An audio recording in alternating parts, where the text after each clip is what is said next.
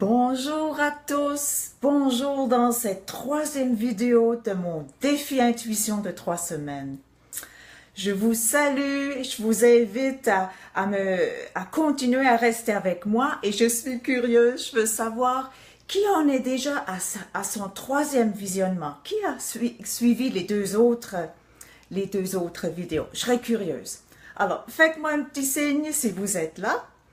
Et aujourd'hui, je suis très heureuse de pouvoir vous parler du comment capter l'intuition. Ça, c'est un grand thème, hein? Un très grand thème, une question qui est revenue aussi à plusieurs reprises. Mais pour commencer, je veux vous remercier encore une fois pour vos commentaires. Ils m'aident beaucoup à me diriger dans la préparation du matériel. Et ça me fait du bien au cœur aussi de voir lorsque ça vous aide. C'est utile pour vous. Juste une petite question comme ça pour commencer. Si vous aviez à mettre un pourcentage sur vos décisions basées sur l'intuition dans votre vie, ça serait combien? J'aimerais que vous vous donniez un chiffre, que vous le gardiez pour vous. Par exemple, vous le gardez pour vous, vous pouvez le mettre aussi en commentaire, mais gardez-le pour vous et observez comment il bouge avec les vidéos là, qui vont s'enchaîner là, durant ces 3 semaines.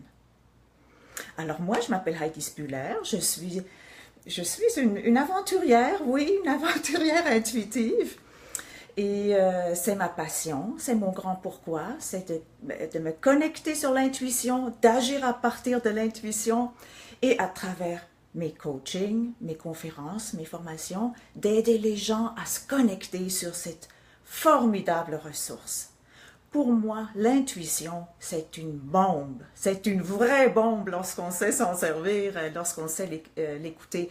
Et ce qui est intéressant, aujourd'hui, on va aller un peu dans le pratico-pratique. Je sais qu'on est encore un peu dans la préparation. C'est sûr qu'on a besoin de créer cette fameuse ouverture-là, cette ouverture pour que vous puissiez capter votre intuition. C'est important. Et on ne l'a pas nécessairement parce que ça fait peut-être 10, 20, 30, 40 ans et plus qu'on nous a appris de ne pas l'écouter, que c'est de la foutaise. Hein? Alors, je vous invite là justement de créer avec moi. Puis c'est ce qu'on va faire beaucoup aujourd'hui. On va vraiment écouter. On va être en expansion de cette place-là. Et le pourcentage que vous allez vous donner aujourd'hui, même s'il est 0,1%, donnez-vous-le parce que ça va être intéressant de voir comment ça évolue. Ça fait souvent une courbe comme ça. Une fois qu'on commence à l'écouter, il y a une magie qui s'installe. Il y a une magie. Alors voilà, c'est ça notre aventure pour aujourd'hui. Et j'aimerais commencer avec l'explication de l'importance de l'intuition pour être en création. Il y a un lien direct entre intuition et création, que moi j'appelle co-création, parce qu'on dirait qu'on ne crée plus seul. Quand on est basé sur l'intuition, on ne crée pas seul. C'est ça qui est merveilleux. Donc, imagination, ça va ensemble. C'est un trio qui va ensemble. Intuition, imagination, création. Et à la fin, réalisation. Hein? C'est ça, le résultat final. Mais le résultat final en création, on dirait que c'est important d'avoir le grand pourquoi et de se laisser nourrir par ça, mais c'est vraiment dans le moment présent que ça se passe. Hein? Vraiment, jour après jour, même minute après minute, il y a des petites choses qui arrivent, comme tout à l'heure, j'ai eu Cindy qui a été gentille de m'aviser, mais j'ai installé ma caméra, j'ai laissé le bouton allumé, puis ça fait un live. Un live en direct avec le mur au fond, là, c'est ça que les gens ont vu. Alors elle m'a avisé de ça. Ben, coudonc, c'est des choses qui arrivent, c'est pas la fin du monde. Alors, comment capter l'intuition?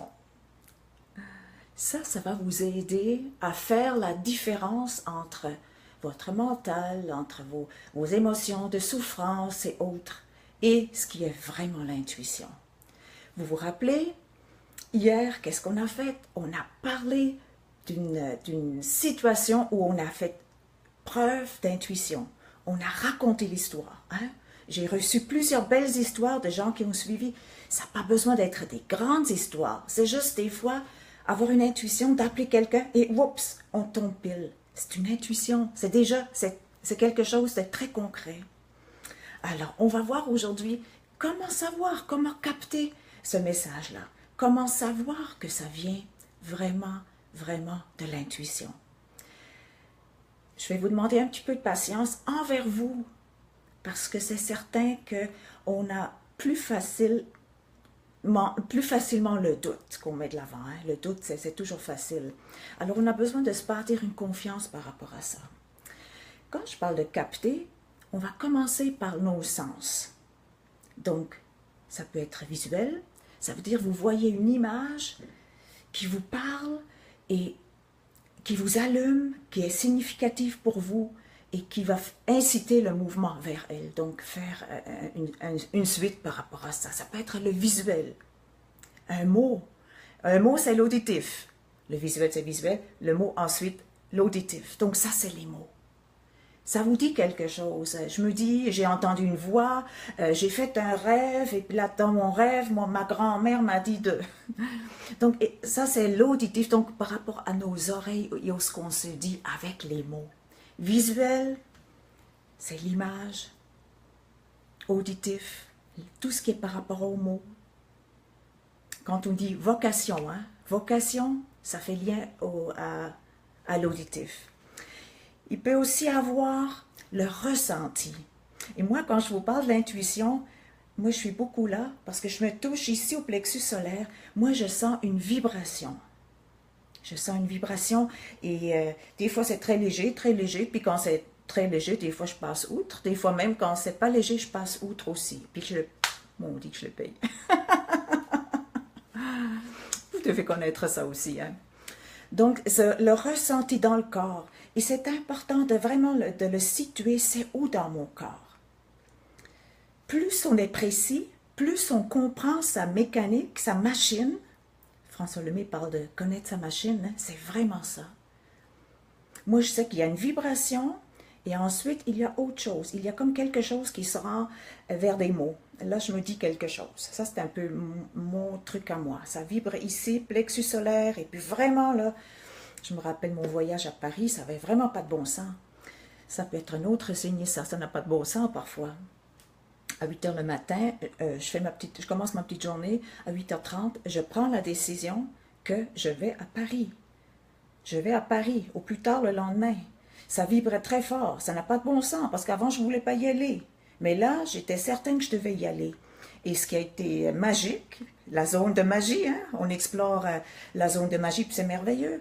Quand on écoute ça, c'est là que la co-création entre en ligne de compte. J'ai donné suite à ça, j'ai posé un geste. Je me suis dit, ah, il faut que j'aille à Paris. Ça, c'était le deuxième. D'abord, il fait chaud encore aujourd'hui, 31 degrés. Vibration, pour moi, vibration en premier. Ensuite, je me dis quelque chose. Et ensuite, je pose un geste. Ah, oui, c'est ça. Merci Isabelle. Merci d'être là aussi. Donc, vous, ça rentre par où? Comment vous le captez? Quand vous pensez à votre histoire d'intuition, c'est par où que ça a commencé? Est-ce que c'était une image? Est-ce que c'était des mots que vous êtes dit? Ou est-ce que c'était un ressenti? Il y a une quatrième voie. La quatrième voie, c'est comme un savoir intérieur. Un savoir intérieur.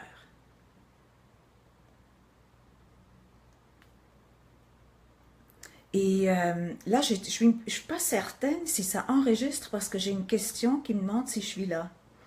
Est-ce qu'il y a un problème de connexion? J'ai déménagé ça le plus proche possible. En tout cas, je vais continuer. Au pire aller, on va voir après là qu'est-ce qui advient de ça. Et vous allez m'écouter en rediffusion. Et ouais. Est-ce qu'il y a un problème, Isabelle? Est-ce que tu m'entends?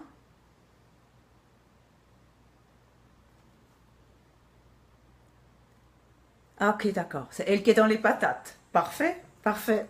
Vive les patates!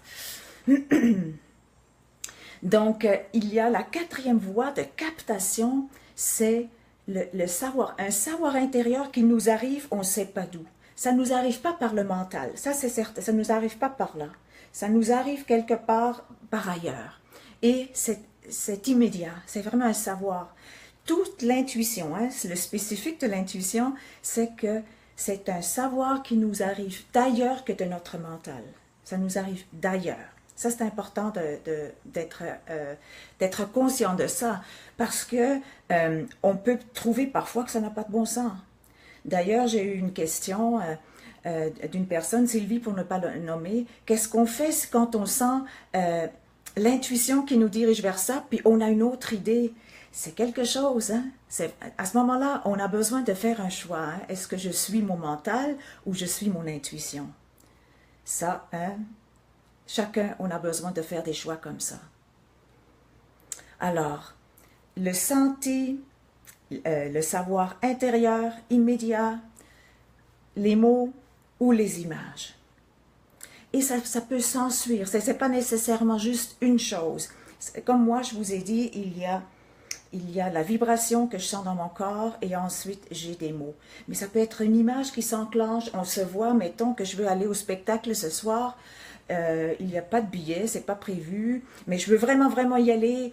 Et puis là, je pense à ça, je me vois au concert, ah oui, je veux être là. Donc ça peut être une image qui va faire en sorte que je me sens bien, je veux assister à ça, j'ai tellement le goût d'être là. Donc c'est aussi physique, hein? Une image qui provoque des sensations très, très agréables.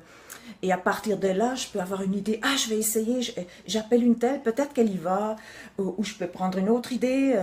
Peut-être, par exemple, je peux me présenter à la porte. Peut-être quelqu'un a un billet de trop. Ou j'arrive à me faufiler. Donc, c'est souvent un enchaînement de plusieurs canaux, plus qu'un canal. Et quand vous le connaissez, ce qui est fascinant, ce qui est vraiment intéressant, c'est qu'à ce moment-là, c'est plus facile de savoir est-ce que ça vient vraiment de l'intuition ou est-ce que je me fais des idées. On va explorer le côté mental une autre fois parce que ça le mérite. Et puis une fois on connaît sa machine, on sait assez aisément distinguer les deux.